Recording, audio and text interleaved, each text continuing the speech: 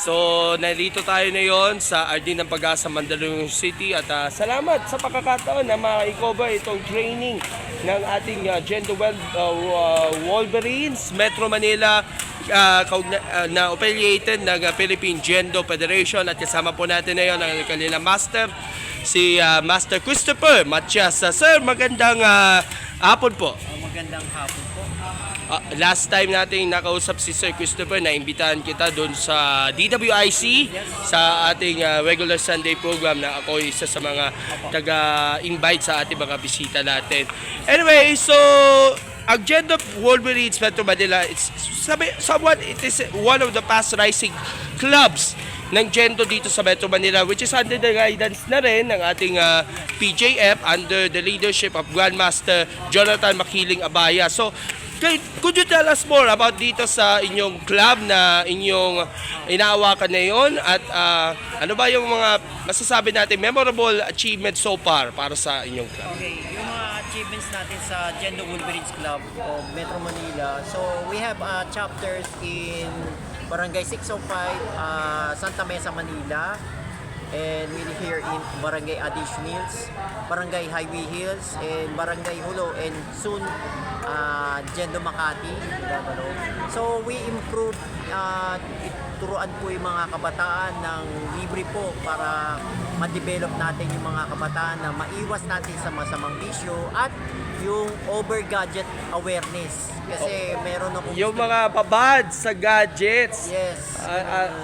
Dahil napaka-importante sa kanila na matuto sila sa iba't ibang mga sports, maging active sila. Yes. Iba't ibang sports disciplines kagaya nito na Jendo na sariling atin. Itong Filipino martial art. Yes. At kino-centralize ni Sir Jonathan Abaya na Grandmaster Jonathan Abaya na isa ring diplomat dati ng Pilipinas sa North Korea.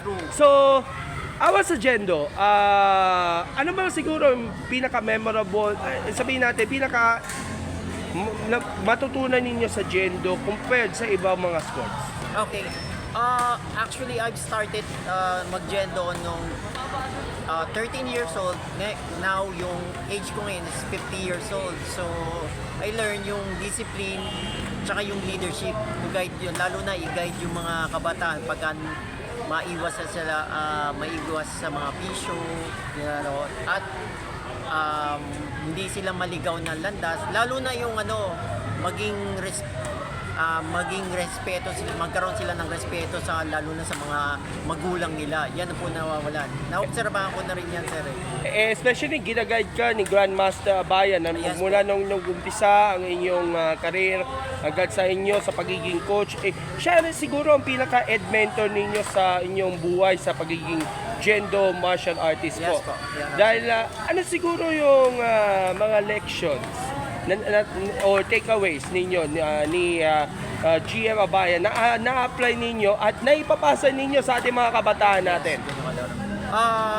Tama po kayo. Yung natutunan ko, siya rin pinapasa ko rin sa naging estudyante ko ngayon. So, yung unang-una, discipline. Yung pangalawa, yung leadership at yung understanding. Kasi minsan may mga kabataan, may problema, nahalo sa masamang barkada, kaya naliligaw sila ng landas. Kaya kailangan i-guide natin.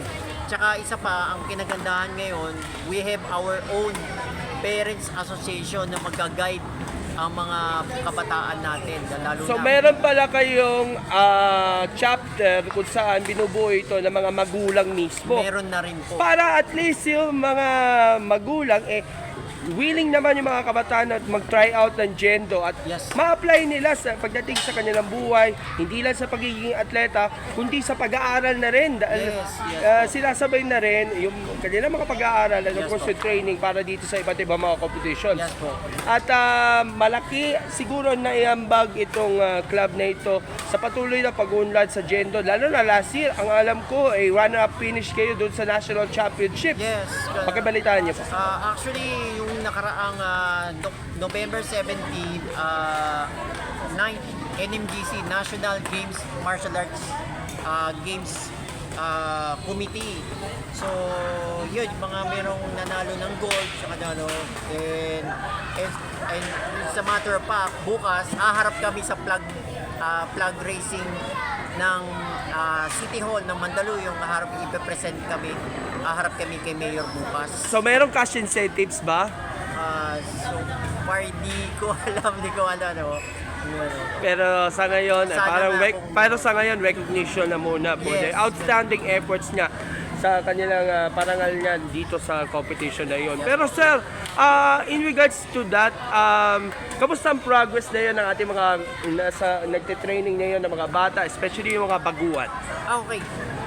Lalo na yung mga baguhan, medyo sa umpisa, lalo na yung mga toddlers, medyo makulit yan. Hanggang sa, to be honest, nung nanalo siya ng silver medal, nagpapasalamat siya dahil na-inspired yung bata. So, susunod na tournament daw, lalaban na ulit daw siya, sir. Nagkaroon na ng guidance at isa rin, nagkaroon ng guidance at support ng parents din, sir. At of course, napakahalaga din ang support system. Gaya na nasabi nyo, meron kayong Parents Association. Bukod pa rito, yung mga iba pa mga coaches na nag-guide sa inyo all throughout the competition. At kahit yung mga, sabihin natin, mga struggles, Yes. mga patience, at pressure pagdating sa training, Yes. nabubunga naman. At at least, ganado sila para dito sa competition na masasabi nyo. Yes po. Ano masasabi nyo dito? Masaya ako kasi ito rin kasi actually hindi mapapalit ng pera yung bilang passion na tumulong, turuan at i-guide yung mga kabataan natin ngayon.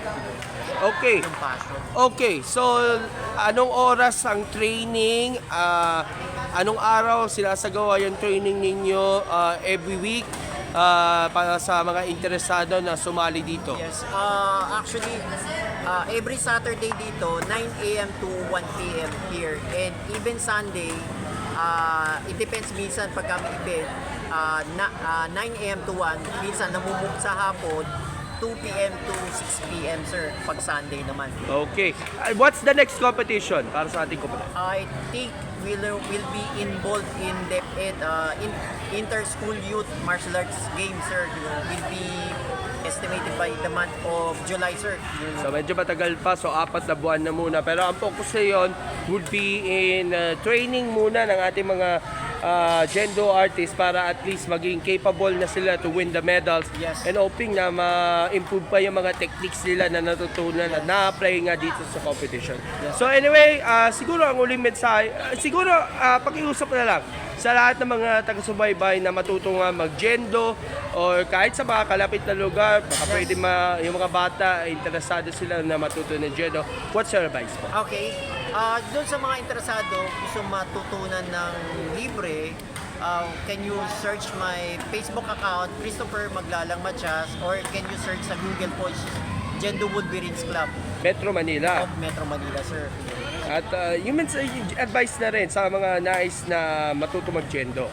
Okay, yung advice, always makinig sa magulang, unang-una, tsaka lalo na, sir, yung prayer kay God mo dadalhin, sir. Amen, amen. And parting words at pasasalamat sa lahat ng mga taga-suporta and nakikinig sa akin. Ako, salamat po. Ay, parting shots, yung mga shout-out, syempre.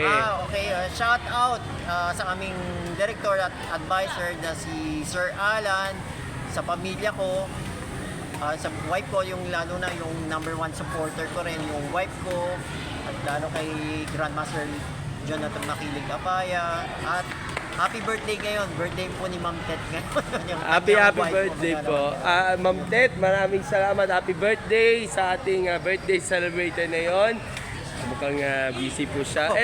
Anyway, so maraming salamat Sir Christopher sa pakanyaya na mapuntahan namin, and rest assured yung aming support, and of course sana manalo kayo na maraming medalya sa panibagong competition. More power, God bless, Pugay po.